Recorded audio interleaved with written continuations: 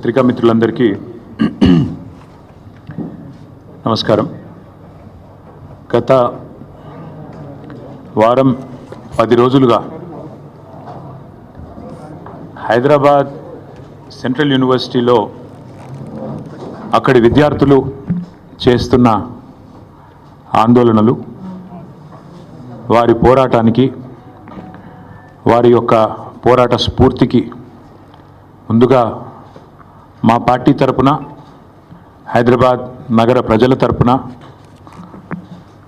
హృదయపూర్వకంగా వారికి సల్యూట్ చేస్తూ, ఎందుకంటే అసామాన్య ప్రతిఘటన, గొప్ప పోరాట పటిమ, ఒక తెలంగాణ ఉద్యమంలో ఆనాడు ఒక ఉస్మానియాలో, ఒక కాకతీయ యూనివర్సిటీలో, ఒక మహాత్మా గాంధీ యూనివర్సిటీలో, పాలమూరు యూనివర్సిటీలో, శాతవాహన యూనివర్సిటీలో ఎట్లాంటి పోరాటాన్ని అయితే ఆనాడు చూసినామో అంతకు ధీటుగా ఈరోజు రాష్ట్ర ప్రభుత్వాన్ని సవాల్ చేస్తూ ఈ పోరాటంలో వీరోచితంగా ముందున నడుస్తున్న మా తమ్ముళ్ళకి, చెల్లెళ్ళకి హృదయపూర్వకంగా తెలంగాణ ప్రజల తరపున వారికి సల్యూట్, వారికి నా ధన్యవాదాలు కూడా చెప్తా ఉన్నాను.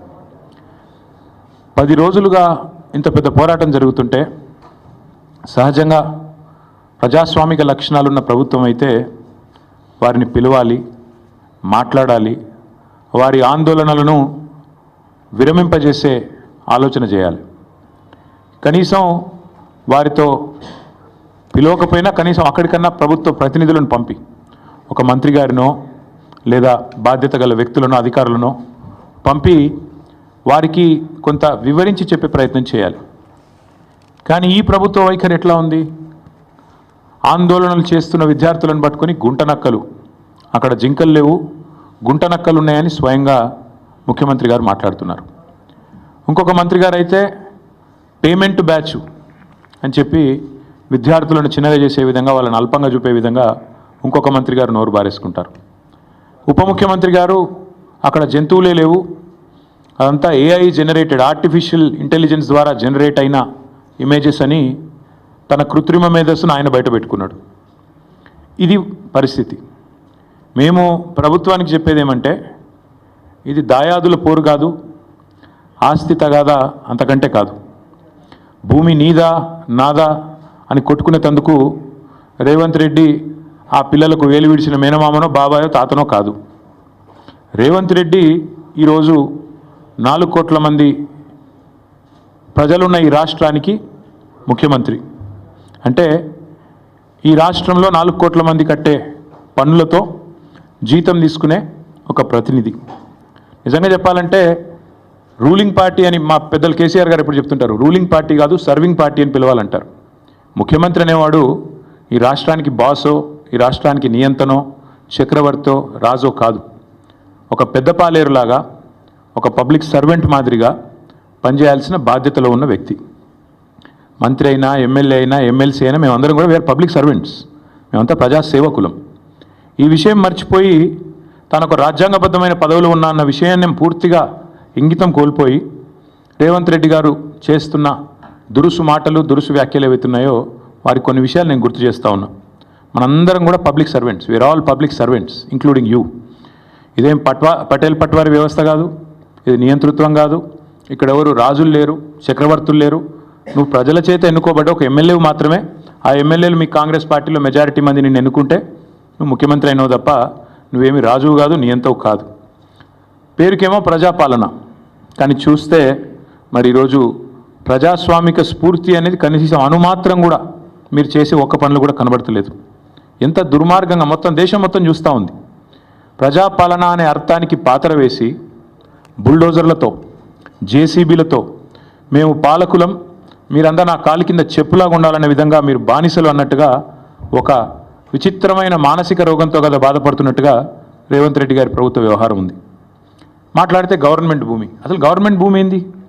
రోడ్లు, చెరువులు, గుట్టలు, రాళ్ళు, రప్పలు, నేను గవర్నమెంట్ కాబట్టి నేను ఇష్టం ఉన్నట్టు చేస్తా, నా భూమి. Let me remind mister Revanth Reddy, government is a mere custodian, not the owner. People are the owners, you are just a custodian. నువ్వు ధర్మకర్తవు మాత్రమే. ప్రజల సొమ్ముకు, ప్రభుత్వ భూమి అంటే ప్రజల సొమ్ము, అది కాబట్టి ప్రజల సొమ్ముకు నువ్వు ధర్మకర్తవు మాత్రమే, you're a mere custodian for a very short time. నేనేదో రాజును, ఇది నాది రాజ్యం అన్నట్టుగా బిహేవ్ చేస్తే వారికి గుర్తు చేస్తా ఉన్నా, అది యూనివర్సిటీ భూమి, గవర్నమెంట్ భూమి, పంచాయతీ పక్కకు పెడితే నువ్వు you're mere trustee and custodian, అంతే. ధర్మకర్తవు తాత్కాలికంగా ఉన్నవాడు, దాన్ని కాపాడాల్సింది పోయి ఇష్టం వచ్చినట్టు పనిచేస్తాను, ఇష్టం వచ్చినట్టు వ్యవహారం చేస్తానంటే కుదరదు. రోజుకు 18 గంటలు పనిచేస్తానని చెప్పుకుంటాడు ముఖ్యమంత్రి గారు. కనీసం ఒక 10 నిమిషాలు మనిషిలాగా పనిచేయి. ఒక రియల్ ఎస్టేట్ బ్రోకర్ లాగా 18 గంటలు కాదు 20 గంటలు పనిచేయచ్చు.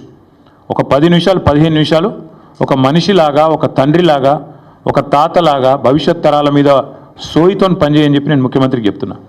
నేను అడుగుతున్నా, నిన్న మా జగదీష్ రెడ్డి గారు కూడా అడిగినారు, ప్రభుత్వ భూమి అని చెప్తున్నారు పెద్దలు. ప్రభుత్వ భూమి అయితే దొంగల్లాగా ఎందుకు పోతున్నారు? అందరికీ దొంగల్లాగా ఎందుకు పోతున్నారు? ప్రభుత్వ భూమిలోకి అర్ధరాత్రి పోయి దొంగల్లాగా జేసీబీలు పెట్టి దొడ్డిదారిన పోయి పిల్లలు ఆందోళన చేస్తుంటే వారితో మాట్లాడకుండా దొడ్డిదారుని ఎందుకు ఈ ప్రయోగాలు చేస్తున్నారు? నెంబర్ 1. నెంబర్ 2, మీరే కదా కోర్టుకు చెప్పారు, మార్చి 27-28 నాడు ఒక పిల్ పబ్లిక్ ఇంట్రెస్ట్ లిటిగేషన్, ఒక ఎన్జిఓ వాటా ఫౌండేషన్ అని వారు ఫైల్ చేస్తే మీరే చెప్పారు కోర్టుకి 10 రోజులు సమయం ఇవ్వండి, మా జవాబు చెప్తాము, కోర్టులో మా కౌంటర్ ఫైల్ చేస్తాము అన్నారు. మరి ఆ 10 రోజులు ఏం పడిపోయిందని వాళ్ళ బుల్డోజర్లు పంపి అర్ధరాత్రి అపరాత్రిని లేకుండా ఉన్న చెట్లన్నీ కూలగొట్టి అక్కడున్న పశువులను చంపేసి అక్కడున్న పక్షులను గూళ్ళు చెదిరేటట్టు చేసి ఈ 10 రోజులు దొంగల్లాగా ఎందుకు వ్యవహారం చేస్తున్నారు? ప్రభుత్వ భూమి అన్నమాట నిజమే అయితే ఎందుకు ఈ దొంగ వ్యవహారం? ఎందుకు పగటిపూట పోవట్లేదు? ఎందుకు అర్ధరాత్రి దాడి చేస్తున్నారు? కోర్టు సెలవులు చూసుకొని శనివారం, ఆదివారం, ఉగాది, రంజాన్ ఇవి చూసుకొని వందల వాహనాలు అక్కడ పంపి బుల్డోజ్ చేస్తారా? ఇదేనా ఒక ప్రజాస్వామ్యంలో ఒక నీతివంతమైన పరిపాలన అందించే వాళ్ళు, ప్రజాపాలన అని చెప్పుకునే వాళ్ళు చేయాల్సింది? దొంగదారిన పోవడమే కాకుండా పనికి మాలిన మాటలు మాట్లాడతారా? గుంట నక్కలు అని మాట్లాడతారు. ఎవరు గుంట నక్కలు? వాళ్ళ పిల్లలు చెప్తున్నారు, అవును మేము నక్కలమే కానీ నీలాగా పందికొక్కు కాదని చెప్తున్నారు. ముఖ్యమంత్రి గారికి అన్ని మాటలు పడాల్సిన అవసరం ఉందా? పిల్లలతో పిలిచి మాట్లాడవచ్చు కదా. అరే ఇంత దారుణంగా, ఇంత అన్యాయంగా హైకోర్టు ఎన్నిసార్లు తిట్టిందండి? ఈ హైడ్రాతోని వీకెండ్స్ పని చేసుకుంటా, శనివారాలు ఆదివారాలు పని చేసుకుంటా, కోర్టు సెలవు దినాల నాడు హైడ్రాతో మీరు కొడుతున్నారు పేదల ఇండ్లు, ఇంకోసారి పిచ్చి చేస్తే హైడ్రాను రద్దు చేసి పారిస్తాను కూడా హైకోర్టు చెప్పలేదా? అయినా మీకు బుద్ధి రాదా నీ ప్రభుత్వానికి? బుల్డోజర్లు ఎందుకు పోతున్నాయి ఆదివారాలు శనివారాలు ప్రజల మీదకి? అంటే ఎన్నిసార్లు కోర్టు చెప్పినా, హైకోర్టు చెప్పినా, సుప్రీంకోర్టు చెప్పినా నీకు బుద్ధి రాదా? ఇంగితం రాదా నీ ప్రభుత్వానికి? అక్కడ పులులు లేవు, జింకలు లేవు అని పంచ్ డైలాగులు చెప్పడం ఏమింది నాకు అర్థం కాదు. అక్కడ ఏముందో కనీసం ఎప్పుడన్నా పోయినావా నువ్వు? పిల్లలు చెప్తున్నారు, ఈరోజు ఫుట్బాల్ ఆడడానికి వచ్చినాడు, భూముల మీద కన్నేసినాడు, ఇప్పుడు మమ్మల్ని ఫుట్బాల్ ఆడుతున్నాడు, మా భూములు గుంజుకుంటున్నాడు అని పిల్లలు చెప్తా ఉన్నారు. నేనేమంటా ఉన్నా అంటే రేవంత్ రెడ్డి గారిని, ప్రజాపాలన అంటే విద్యార్థుల జుట్టు లాగడం, ఆడపిల్లల బట్టలు చింపడం, ఒక న్యాయం కోసం వాళ్ళు ఒక ఇంచు భూమి వాళ్ళదా? ప్రైవేట్ భూమి ఏమన్నా? ప్రజల కోసం, హైదరాబాద్ భవిష్యత్తు కోసం వాళ్ళు కొట్లాడుతున్నారు. అక్కడ చదువుకునే పిల్లల్లో 70-75% మంది పిల్లలు మన రాష్ట్రం వాళ్ళు కూడా కాదు. వాళ్ళు పాపం వివిధ రాష్ట్రాల నుంచి వచ్చి 2-3 ఏళ్ళు ఇక్కడ చదువుకొని 4-5 ఏళ్ళు చదువుకొని పిహెచ్డీ చేసే వాళ్ళు అయితే వెళ్ళిపోతారు వాళ్ళు. కానీ వాళ్ళకి హైదరాబాద్లో ఉన్న ప్రేమ మీద నీకు అరపైసా అన్నుందా? అనుమాత్రం ఉందా?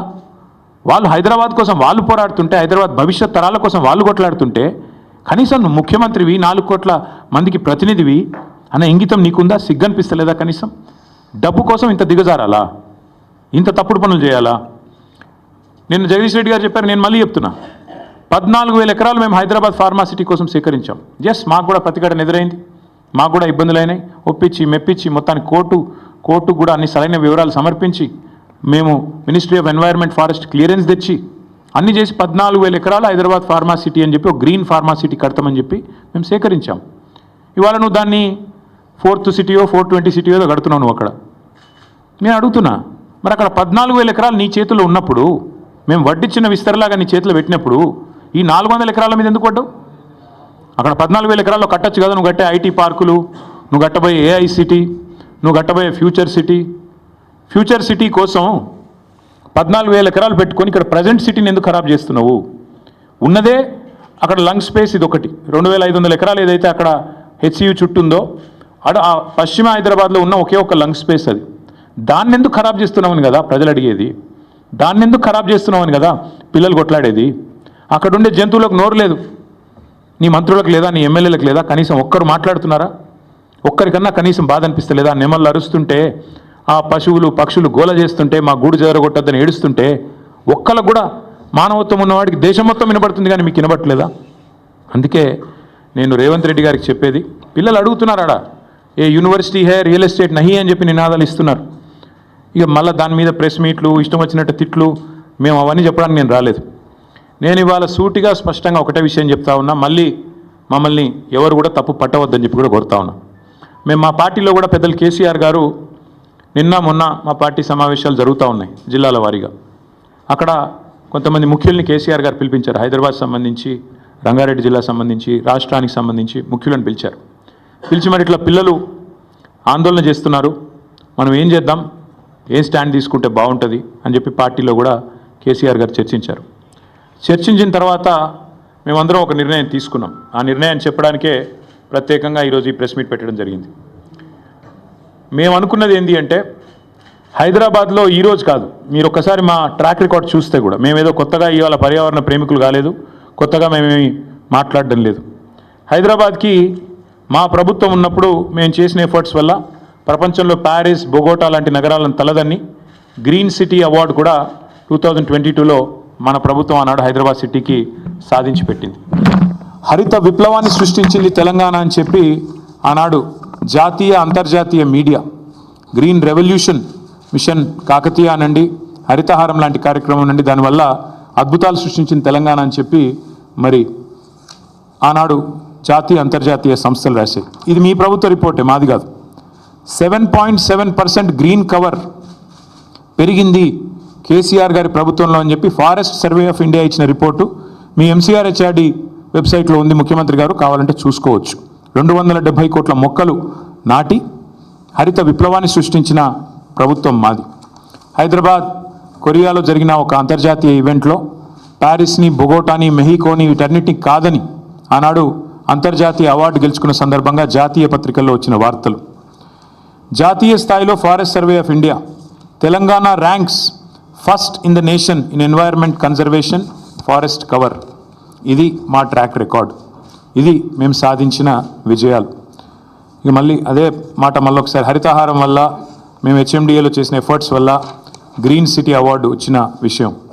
అదే మాదిరిగా ఇక ఇది డేటా, ఒక 10 ఏళ్లలో భారతదేశంలో ఏ నగరంలో గ్రీన్ కవర్ పెరిగింది అంటే మెట్రోస్లో. ఇది data, times of India report, ఇది డేటా చూడండి.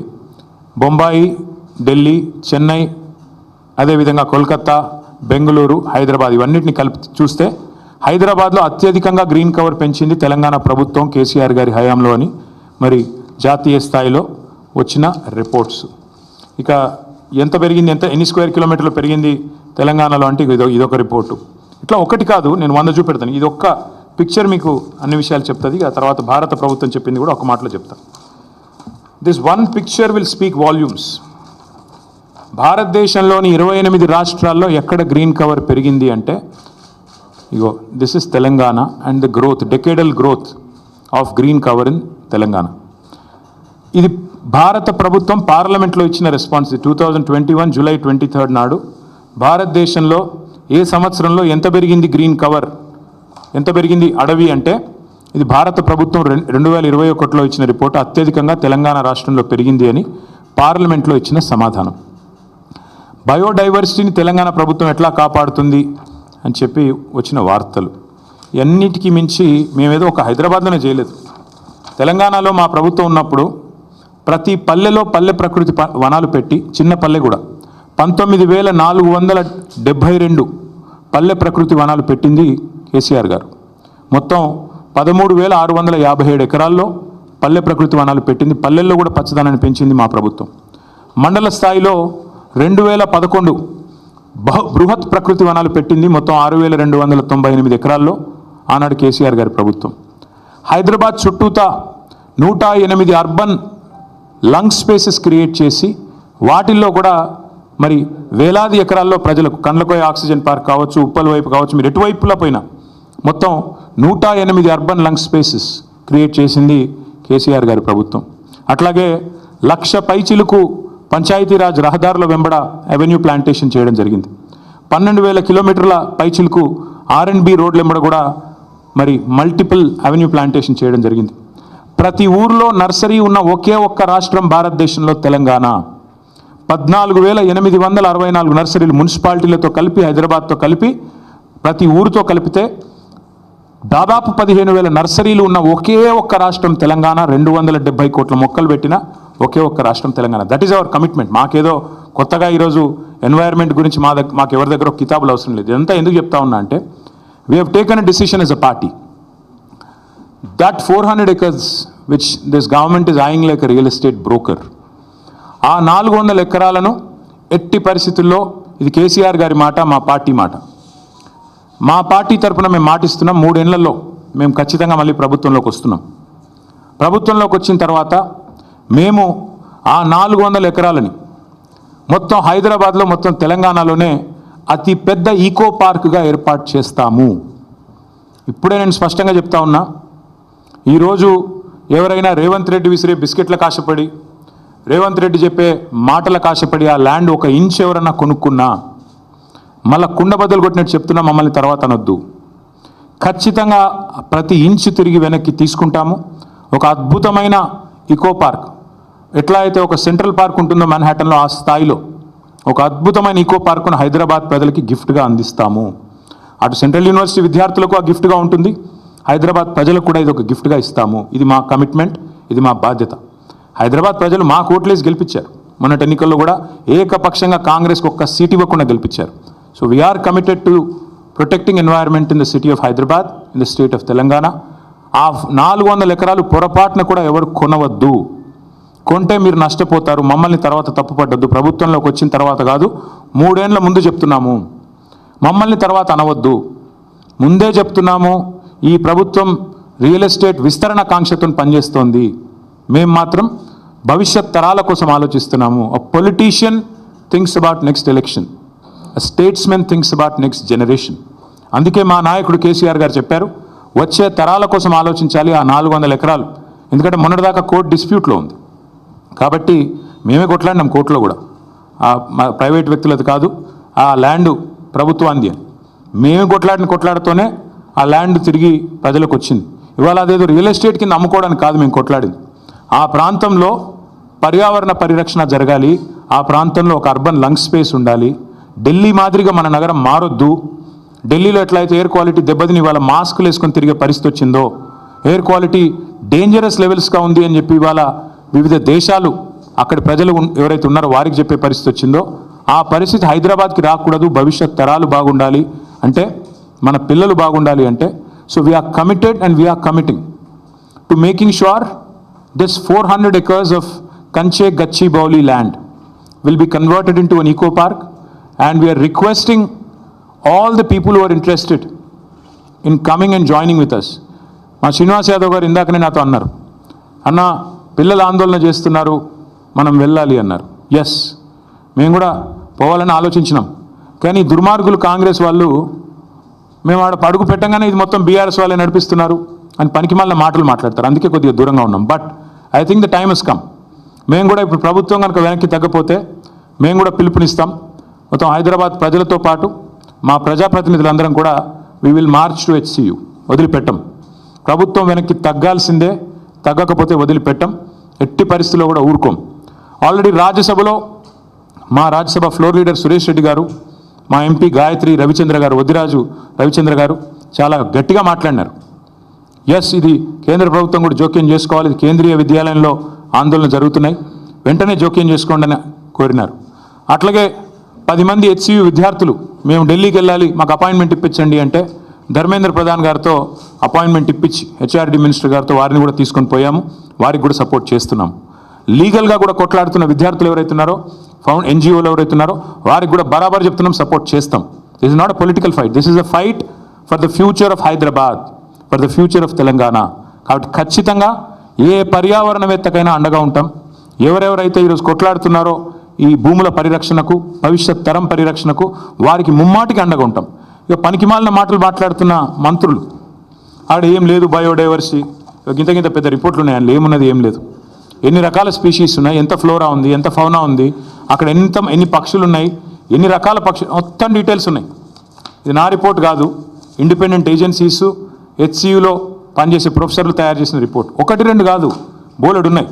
ఇక ఫోటోలు చూపెట్టాలంటే ఇవి ఏఐ జనరేటెడ్ ఇమేజ్లు కాదు. పాపం మంత్రులు కొంతమంది తెలిసి తెలియక ముఖ్యమంత్రి గారి ట్రాప్లో పడి ఏదో మాట్లాడుతున్నారు. మీ హెచ్సియు వెబ్సైట్లో ఉన్నాయి, కావాలంటే చూసుకోండి. హైదరాబాద్ సెంట్రల్ యూనివర్సిటీ వెబ్సైట్లోనే ఇవన్నీ కూడా ఉన్నాయి. చెరువులు, అక్కడ ఉండే తాబేళ్ళు, ఒకటి రెండు కాదు, అక్కడ ఉండే పశువులు, అక్కడ ఉండే పిట్టలు, పక్షులు, అక్కడ ఉండే చెరువులు, ఇక అక్కడికి పోయిన రేవంత్ రెడ్డి గారి బుల్డోజర్లు, అక్కడ ఎరేజ్ చేసిన, అక్కడ వీరు క్రియేట్ చేసిన అరాచకం.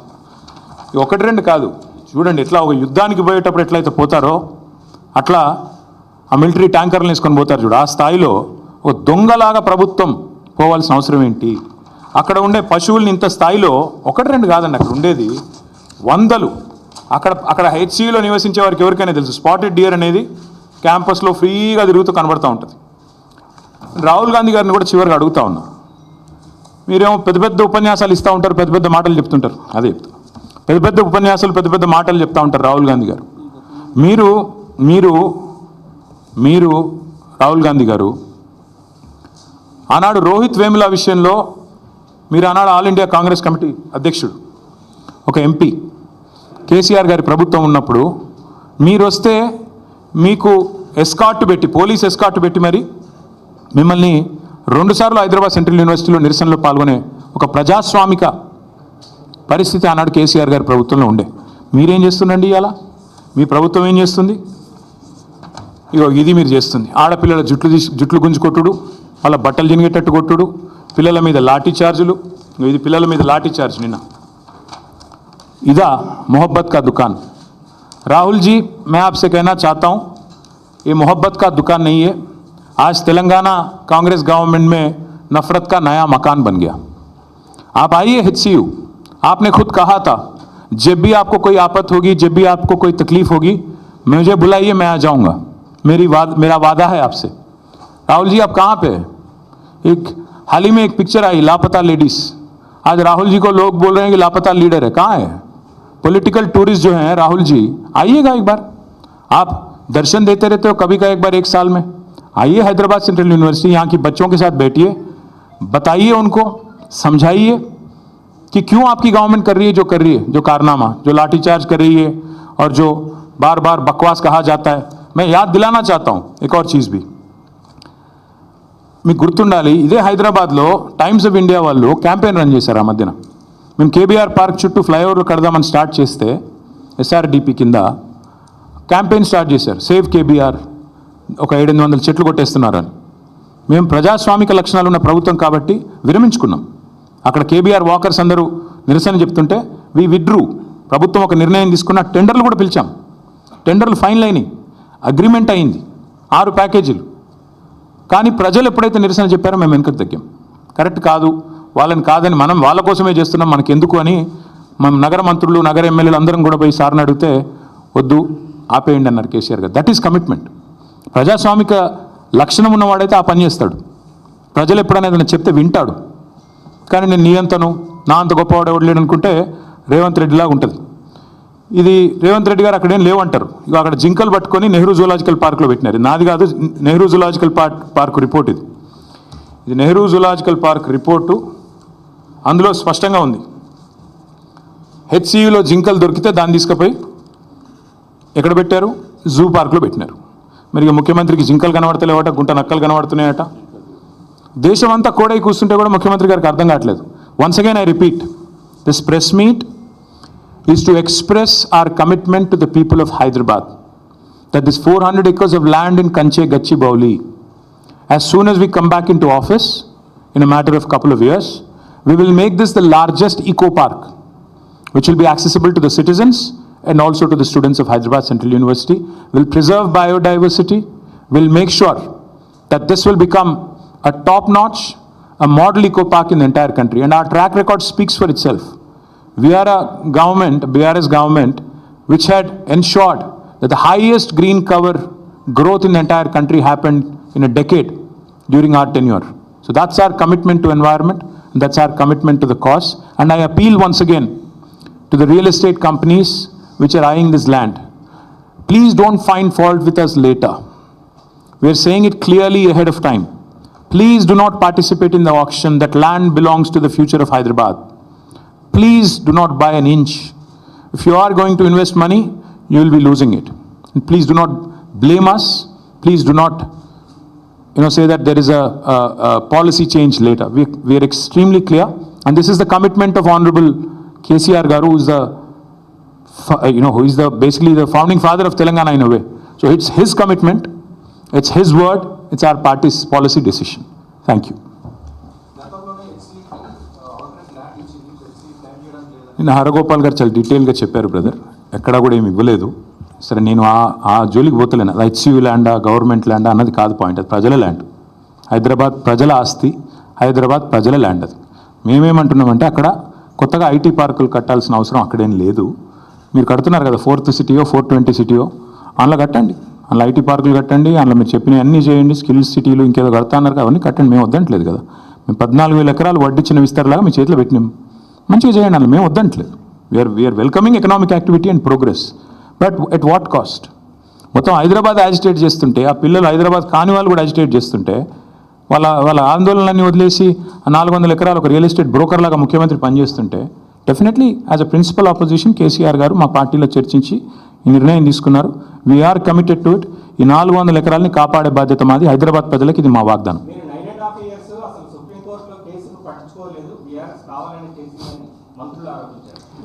మంత్రులు నేనేమంటున్నా అంటే, వారికి పాపం విషయం తెలియదు. గవర్నమెంట్ వాళ్ళది వచ్చింది డిసెంబర్లో, కోర్టు తీర్పు వచ్చింది బహుశా మార్చిలో అనుకుంటా, 3-4 నెలల్లో. ఆ 3-4 నెలల్లో హియరింగ్ కూడా కాలే. ఏదో మాట్లాడతారు, తెలిసి తెలియక ఏదో వాగుతూ ఉంటారు. ముఖ్యమంత్రి గారు మెప్పు పొందడం కోసం 20% కోసం 30% కోసం మాట్లాడేటోళ్ళ గురించి మాకు పెద్ద ఫికర్ లేదు. We are concern about the future of Hyderabad. ఈ 400 ఎకరాల విషయంలో మా పార్టీ విధానం సుస్పష్టం. ఈ 400 ఎకరాలని ఒక హైదరాబాద్ మెచ్చే ఒక మణిహారం లాగా, ఒక ఈకో పార్క్ లాగా తయారు చేస్తాం. కాంగ్రెస్ స్టాండ్ ఏంటో చెప్పమని చెప్పండి, నేను కోరుతాం.